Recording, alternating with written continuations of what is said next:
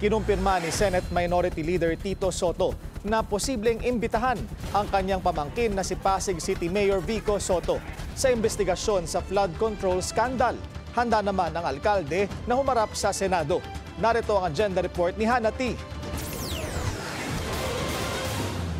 Willing to testify si Pasig City Mayor Vico Soto sa Senate investigation tungkol sa flood control projects. Isa si Mayor Vico sa mga nagbunyag ng samut-saring construction firms na pagmamay-ari ng Diskaya family. Panawagan niya sa madla, huwag hayaang matabunan ang issue sa flood control. Hindi pwedeng pagkatapos ng ilang buwan, tatahimik na issue. Tapos magkakalimutan na tayo. Hindi pwede. Huwag tayong pumayag bilang mga mamamayang Pilipino, bilang government officials, bilang ordinaryong mamamayan, bilang media. Huwag tayong pumayag na magkalimutan tayo after 2 months, after 2 years for that matter. Matatandaang nakamonitor ang alkalde sa previous hearing kung saan inaccurate umano ang ilan sa pahayag ni Sara Diskaya.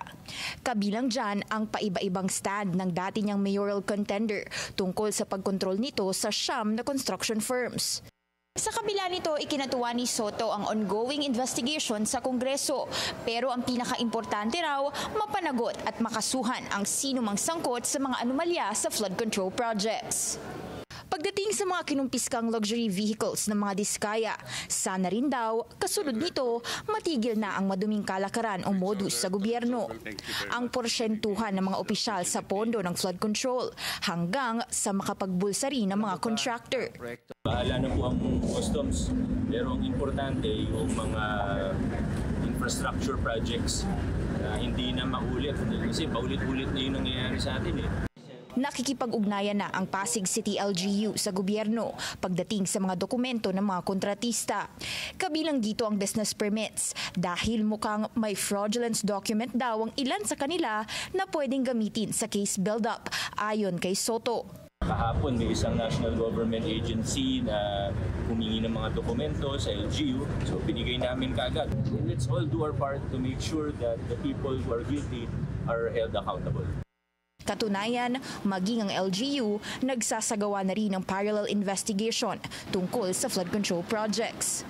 Nag-submit na rin po ako sa DPWH ng sulat mula sa akin, mula sa lokal na pamahalaan para sa isang Freedom of Information FOI request for documents pertaining to flood control projects within our jurisdiction.